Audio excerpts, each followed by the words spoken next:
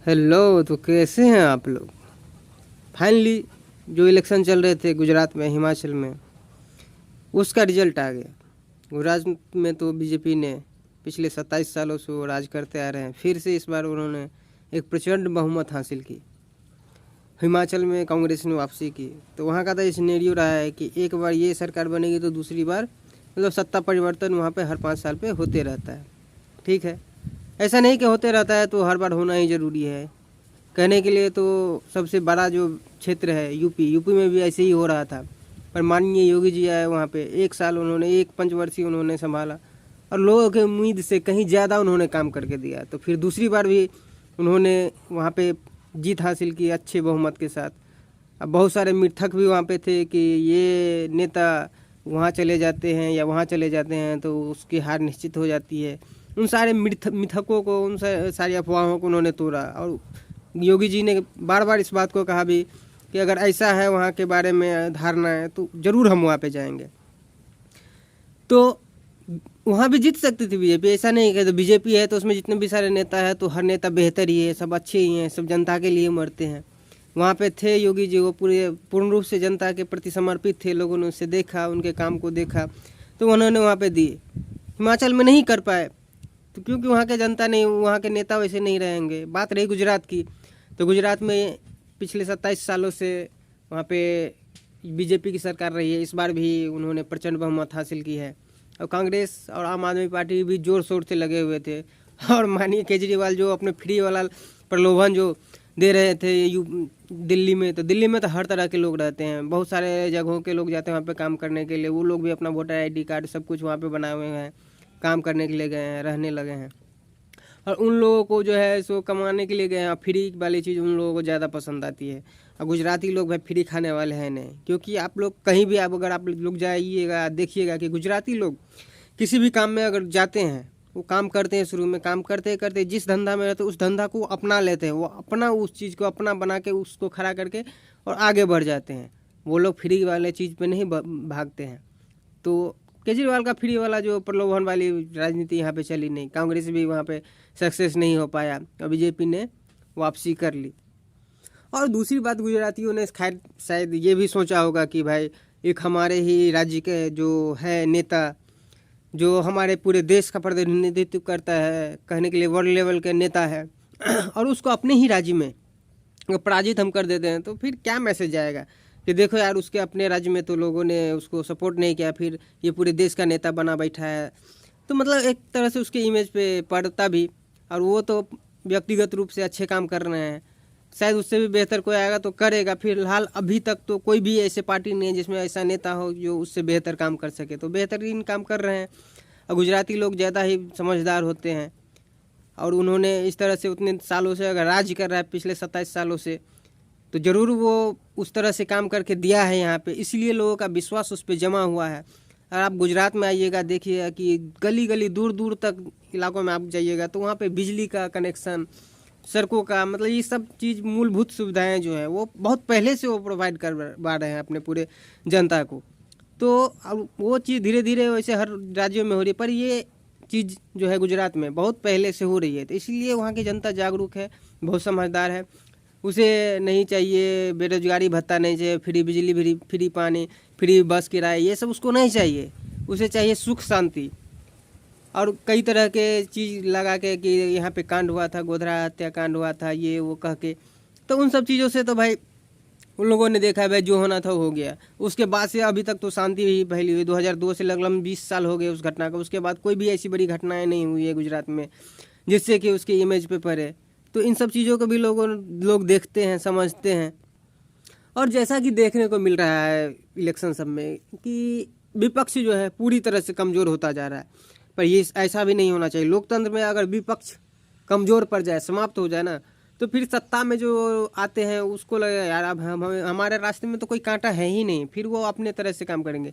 विपक्ष, एक मजबूत विपक्ष का भी होना बहुत ज़रूरी है। और शायद कांग्रेस जो है अपनी वो पुरानी राजनीति जो है कम्युनलिज्म और वो जातिवाद, धर्म के प्रति ऐसे वैसे एक धर्म को नीचा दिखा के ऐसा वैसा करके वो जो करने की कोशिश करता है, उससे उसको ऊपर उठना चाहिए। शायद वो उठ नहीं पाएगा जब तक कि इसमें गांधी परिवार या नेहरू परिवार कह लीजिए एक तरह से, उसका वर्चस्व जब तक रहेगा, एक परिवारवाद की पार्टी जब तक वो बनी रहेगी, तब तक तो कांग्रेस में इस चीज़ के बदलाव नहीं हो आ सकते। जो भी अच्छे नेता हैं उसमें आप उसको देखिएगा, वो लोग भी उब के उस पार्टी को छोड़ के दूसरे पार्टी में चले जा रहे हैं। जैसे कि मध्य प्रदेश में कांग्रेस के एक बहुत बड़े नेता हुआ करते थे ज्योतिरादित्य सिंधिया। देखा कि जब इलेक्शन हुआ, उसी टाइम पे इलेक्शन हुआ था राजस्थान में भी, वहाँ पे सचिन पायलट थे जो युवक थे और बहुत बड़े नेता थे, बहुत बड़े चेहरा थे, पर दोनों राज्य में उन्होंने जीत हासिल की इससे पिछले वाले इलेक्शन में। और दोनों राज्यों में उन्होंने ऐसे ऐसे लोगों को सत्ता पे मुख्यमंत्री कुर्सी पे बैठा दिया जो उसके तलवे, मतलब एक हिसाब से कह लें उसकी चापलूसी करते हैं, और उन दोनों को उपेक्षित कर दिया। तो हालांकि ज्योतिरादित्य सिंधिया ने तो उसको छोड़ करके फिर बीजेपी में चला गया, उसके साथ कुछ विधायक भी टूट के गया उसमें, और फिर से उन्होंने वहाँ पे बीजेपी वालों ने वहाँ पे अपनी सत्ता कायम कर ली। ठीक उसी तरह का घटनाएं कुछ राजस्थान में भी होते दिख रहा था, पर उससे लेकर के कांग्रेस ज़्यादा सतर्क हो गई कि यहाँ पे एक घटना हो चुकी है, यहाँ भी शायद हो सकता है, तो इन्होंने वहाँ पे कुछ ज़्यादा ध्यान दिया, तो वहाँ पे उस चीज़ को होने से वो बचा लिया। मगर ये लोग ज़्यादा परिवर्तन नहीं करना चाहते हैं। भाई नया नेता है, अगर तुम्हारी ही पार्टी के हैं भाई उसको बनाओ ना, वो अपने हो सकता है उसके मैंने कुछ अलग विजन हो, कुछ अलग तरीके से वो काम करे, कुछ बेहतरीन करके दे। पर उन लोगों को, कांग्रेस वालों को लगता है कि यार देखो एक तो ये नवयुवक है, अभी शुरुआत की, अगर उसको हम बैठा देते हैं, अगर वो काम करते हैं बहुत अच्छी तरीके से, तो फिर उसका इमेज बढ़ते चला जाएगा और फिर लोगों की एक तरह से मांग होने लगेगी कि नहीं अब ये तो ऊपर वाले नेता, मतलब ये केंद्रीय नेतृत्व करने के लिए बिल्कुल तैयार है। तो ये कांग्रेस क्या करते हैं कि जो भी बेहतर नेता होते हैं, जब कोई इलेक्शन भी होता है कुछ भी, जैसे कि 2014 में इलेक्शन होने वाले थे, तो उस समय कांग्रेस में सबसे बड़े नेता प्रणब मुखर्जी जी थे और वही प्रधानमंत्री कैंडिडेट के सबसे दावेदार थे। तो कांग्रेस वालों ने क्या किया, उसको साइडलाइन करने के लिए उसको राष्ट्रपति बनवा दिया। तो वो रास्ते का मतलब वो हट गए और उसको बनवा दिया। तो अब रास्ता क्लियर हो गया कि अब जो इलेक्शन अगर हम जीतेंगे तो राहुल गांधी जी प्रधानमंत्री बन जाएंगे। मतलब एक आदमी को प्रधानमंत्री बनवाने के लिए वो लोग इतने पावर बेल रहे हैं जो कि होने वाले नहीं हैं। और अलग अलग राज्यों में जहाँ पे बीजेपी नहीं मजबूत है वहाँ पे क्षेत्रीय पार्टी मजबूत है। जैसे कि साउथ के स्टेट में आप चले जाइए, तेलंगाना में चले जाइए, आंध्रा में चले जाइए, और इसके बाद वो क्या कहते हैं आंध्रा, हाँ तेलंगाना, इस सब में वहाँ पे क्षेत्रीय पार्टी मजबूत है। वहाँ पे बीजेपी भी मजबूत नहीं है। कांग्रेस थी तो कांग्रेस भी वहाँ पे लोग वहाँ पे ज़्यादा उसको नहीं करते हैं। वहाँ की पार्टियाँ भी धीरे धीरे आगे बढ़ रही है। दूसरी नंबर पे कांग्रेस के लिए सबसे बड़ी मुसीबत जो बन चुकी है आजकल, वो आम आदमी पार्टी। जहाँ भी जा रहे हैं वो जिसको भी क्षति पहुँचा रहे हैं, वो सिर्फ कांग्रेस को भी क्षति पहुँचा रहे हैं, बीजेपी को कुछ हद तक क्षति पहुँचा रहे हैं, क्योंकि कांग्रेस की राजनीति और आम आदमी पार्टी की राजनीति, दोनों की राजनीति सेम है। तो ये उसको खाने के चक्कर में, और हमारे जो है राहुल गांधी जी वो प्रधानमंत्री का सपना संजोए बैठे हुए हैं, जो कि लगता नहीं है कि हमें अब पूरा हो पाए। क्या पता हो भी जाए, होने के लिए तो कुछ भी हो सकता है। ये राजनीति में कुछ भी असंभव नहीं है। हो सकता है कि कभी वो बन भी जाए, पर अभी वर्तमान में देख के नहीं लगता है। और अगर कभी बीजेपी सत्ता से हटती भी है केंद्रीय नेतृत्व में, तो ऐसा अभी लग नहीं रहा है कि कांग्रेस अपने बलबूते उतना सीट ला सके कि वो अपना मन मर्जी चला सके। अगर वो कभी बीजेपी अगर सत्ता से हटती है तो वो और सारी छोटी छोटी पार्टियों को मिला के ही वो बनेंगी, और फिर उसमें वो एक हिसाब से कह सकते हैं कि खिचड़ी पकने स्टार्ट हो जाएगी। उसमें वो कहेगा हम प्रधानमंत्री कैंडिडेट है। फिलहाल में हमारे बिहार के माननीय मुख्यमंत्री नीतीश कुमार जी जो है, बिहार में तो ऐसी स्थिति बना रखा है कि एक भी लोगों को वहाँ पे रोजगार नहीं मिलता है। अपने रोजगार की तलाश के लिए उन लोगों को पलायन करना पड़ता है, दूसरे स्टेटों में जाना पड़ता है, और उसके लिए कुछ काम नहीं कर पर बेचारे सपना संजोए बैठे कि भाई हम प्रधानमंत्री बनेंगे। अरे भाई वैसा काम करके तो काम करोगे, वैसा उसके काम के अनुरूप ना तुमको जो उस तरह के मिलेंगे। ये दूसरे पार्टियों को जो 2024 में इलेक्शन होने वाले हैं उसको लेकर के दूसरे पार्टियों सबको मनाने में जुटे हैं कि भाई हम एक प्रधानमंत्री कैंडिडेट के रूप में हमें आगे करो, हम बनेंगे। एक कहावत है कि एक अनार 100 बीमार वाली कहानियाँ है। अब लोग सोचते हैं अरे यार इसकी तो कोई हैसियत नहीं, वहाँ पे सरकार बनाए बैठे हैं आरजेडी के साथ मिल करके, कभी इसमें कभी उसमें दल बदलने वाली, इसकी दल बदलू तो वैसे ही पलटू चाचा इसका नाम पड़ चुका है दल बदलने वाली, कभी इसमें कभी उसमें। और वैसे भी उसकी जो जेडीयू है उसकी सीटें ज़्यादा है नहीं, उनसे बड़ी बड़ी सीटें, बड़ी बड़ी पार्टियाँ जो है दूसरे स्टेटों में, वो सोचते हैं अरे भाई जब हम क्यों नहीं, तुम बन सकते हो तो फिर हम क्यों नहीं बन सकते। तो ये लोग भाव दे नहीं रहे हैं, कहीं जा रहे हैं बेइज्जती करवा के आ रहे हैं। अब बिहार में लोग जो रोजगार एक हिसाब से होनी चाहिए वो तो कर नहीं पा रहे। इतने दिनों से वो मुख्यमंत्री पद पर बैठे हुए हैं। फिलहाल इस बीच में जो इलेक्शन हुए थे और बीजेपी के साथ मिल कर के वो कर्म कर रहे थे, तो औद्योगिक मंत्री जो है शाहनवाज हुसैन जी को जो बनाए हुए थे, तो काम बेहतर कर रहे थे, तरह तरह का इन्वेस्टमेंट ला रहे थे, उद्योग भी बैठ रहे थे। वो बेचारे गए हुए थे उद्योग लाने के लिए, दूसरी जगह मीटिंग करने के लिए गए थे दिल्ली, आया तो मालूम चला कि वो मंत्री ही नहीं रहे। तो जो काम करने भी वाले रहते तो इनको मतलब नीतीश कुमार तो उसका भी सपना भाई कभी हमें लगता नहीं कि पूरा होने वाला। बिहार में तो जानबे कर रहे हैं कि शराबबंदी नाम का एक कानून थोप रखा है जो पूर्ण रूप से विफल हो चुका है। और शराबबंदी के नाम पे जितने भी लोग थे, बेकार लोग थे, जो क्रिमिनल टाइप के लोग थे, जो उस तरह के थे, वो लोग इस सब धंधा में अपना घुस चुके हैं, अपना रोजी रोटी कमा रहे हैं, अपना खा रहे हैं। अब कानून नाम की कोई चीज़ नहीं है। प्रशासन भी पीने वाले को उठा रहे हैं, क्योंकि बेचने वाले को तो पकड़ नहीं पाएंगे। बेचने वाले से वो लोग खुद कमीशन पे काम कर रहे हैं, पैसा लेके काम कर रहे हैं, तो उन लोगों को ये समाप्त नहीं कर सकते हैं। इन लोगों को ऊपर से टारगेट हमको ऐसा लगता है कि दे दिया गया है कि भाई देखो तुम लोगों का काम है इतना ना इतना पीने वाले को पकड़ना है, इतना ना इतना बेचने वाले को पकड़ना है। तो कुछ बीच में एक आध वैसा अपना पकड़ उकर के दे रहे हैं। लोग परेशान हो चुके हैं। पीने की वाली बात है भाई, पीने के लिए तो भाई पीवे करेगा। कभी भी शराबबंदी पूर्ण रूप से शराबबंदी कभी सफल नहीं हुआ है। और खास करके बिहार वाले लोग जो मेहनत मजदूरी करते हैं, कहने के लिए कहावत है कि मेहनत मजदूरी करते हैं तो थकान हो जाती है, उसको मिटाने के लिए लोग पीते हैं।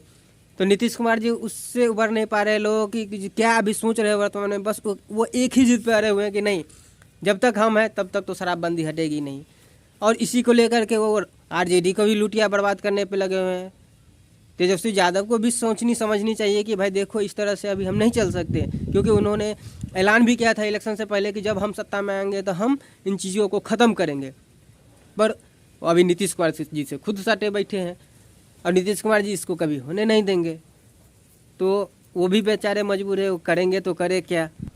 तो इसके का रिजल्ट भी देखने को मिल रहा है कि अभी बिहार में भी एक विधानसभा चुनाव हुआ था, उपचुनाव हुआ था, उसमें भी बीजेपी ने बाजी मार ली।